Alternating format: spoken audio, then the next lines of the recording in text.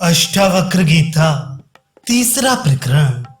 जनक जी के अनुभव की परीक्षा करके अष्टावक्र जी फिर उसकी परीक्षा करते हैं।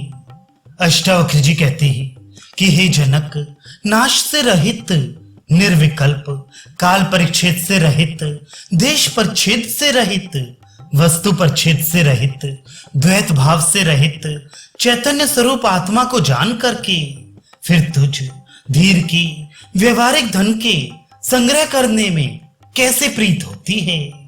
अर्थात आत्मज्ञानी होकर फिर भी तू धन आदि में प्रीति वाला दिखाई पड़ता है, इसमें क्या कारण है।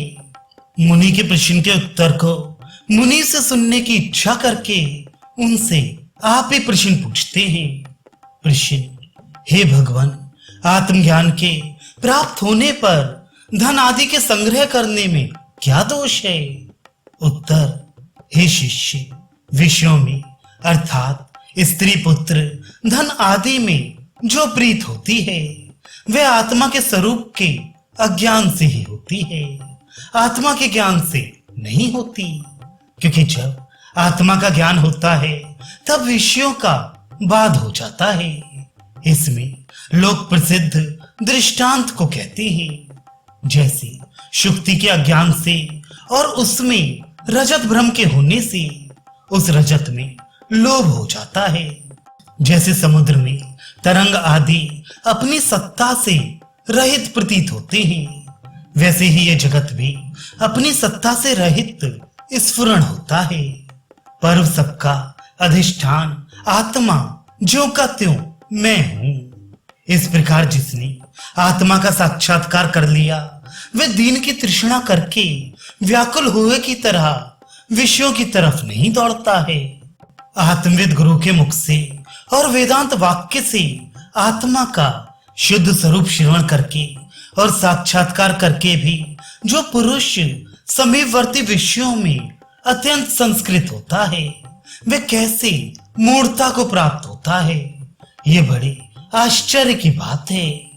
ब्रह्मा से लेकर स्थावर पर्यंत संपूर्ण भूतों में जिसने अधिष्ठान भूत आत्मा को जान लिया है और फिर संपूर्ण भूतों को जिसने आत्मा में जान लिया है, अर्थात संपूर्ण भूत रज्जु सर्प की तरह आत्मा में कल्पित है, ऐसा जान करके भी फिर जिसका विषयों में ममतत्व हो तो आश्चर्य की वार्ता है। क्योंकि जिसने शुक्ति में अध्यस्त रजत को जान लिया है उसकी प्रवृत्ति फिर उस रजत के लिए नहीं होती।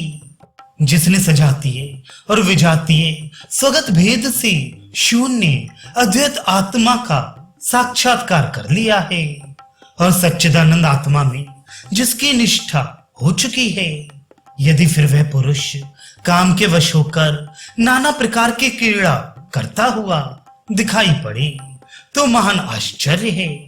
जो ज्ञानी पुरुष काम को ज्ञान का अत्यंत वैरी जानता हुआ फिर भी काम की इच्छा करे तो इससे बढ़कर क्या आश्चर्य है। जैसे मृत्यु करके ग्रसित हुए पुरुष को समीपवर्ती विषय भोग की इच्छा नहीं होती है, वैसे ही विवेकी पुरुष को भी विषय भोग की इच्छा नहीं होनी चाहिए। आत्मा नित्य है और शरीर आदि अनित्य है। इन दोनों के विवेचन करने वाले का नाम विवेकी है और आनंद रूप ब्रह्म की प्राप्ति का नाम मोक्ष है। उस मोक्ष की कामना वाले ज्ञानी को ऐसा भय हो कि असद्रूप स्त्री पुत्र और धनादि के साथ मेरा वियोग हो जाएगा तो महान आश्चर्य है। क्योंकि स्वप्न में देखे हुए धन का जागृत में नाश होने से मोह किसी को भी नहीं हुआ है। ज्ञानी को शोक और कोप भी नहीं होना चाहिए। ज्ञानी पुरुष लोकों की दृष्टि में विषयों के भोक्ता हुआ भी और लोकों करके निंदित और पीड़ा को प्राप्त हुआ भी सर्वदा सुख दुख के भोग से रहित केवल आत्मा को देखता हुआ ना तो हर्ष को और ना कोप को प्राप्त होता है। क्योंकि दोष और रोष आत्मा में नहीं रह सकते हैं। यदि ज्ञानी में भी तोष और रोष रहे तो बड़ा आश्चर्य है। जैसे दूसरे का शरीर अपने आत्मा से भिन्न चेष्टा का आश्रय है, वैसे अपना शरीर भी अपने आत्मा से भिन्न चेष्टा का आश्रय है। इस प्रकार जो ज्ञानी देखता है वह अपनी स्तुति में हर्ष को और निंदा में क्षोभ को कदापि प्राप्त नहीं होता है। यदि वह हर्ष और क्षोभ को प्राप्त हो तो वह ज्ञानवान नहीं है। यह जो दृश्यमान जगत है सो सब माया का कार्य है, और माया का कार्य होने से ही यह सब मिथ्या है। जो ज्ञानी उसको मिथ्या देखता है वह फिर ऐसा विचार नहीं करता कि कहां से ये शरीर आदि उत्पन्न होते हैं और नाश होकर किसमें लय हो जाते हैं। यदि ऐसा विचार करके वह मोह को प्राप्त हो तो वह ज्ञानी नहीं हो सकता। जो विद्वान अपने स्वरूप में अचल है वह मृत्यु के समीप अपने पर भी भय को प्राप्त नहीं होता है। अब ज्ञानी की उत्कृष्टता को दिखाते हैं।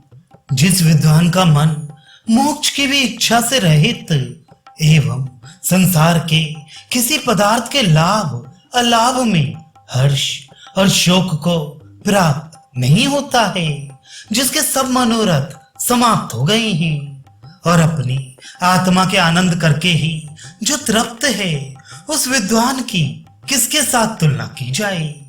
किंतु किसी के साथ भी उसकी तुलना नहीं हो सकती है, क्योंकि वह अतुल्य है।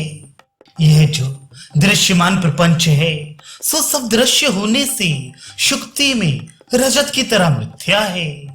अर्थात जैसे शुक्ति में रजत दृश्य भी है और मिथ्या भी है, वैसे ये प्रपंच भी दृश्य होने से मिथ्या है। इस अनुमान प्रमाण करके ये जगत मिथ्या सिद्ध होता है।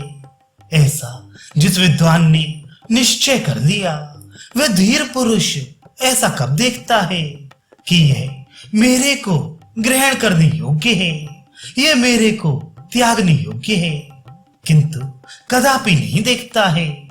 जिस विद्वान ने अंतःकरण के मलों को दूर कर दिया है वे शीत उष्ण आदि द्वंद्वों से अर्थात शीत और उष्ण जन्य सुख दुख आदि से भी रहित है और नष्ट हो गई है संपूर्ण विषय वासनाएं।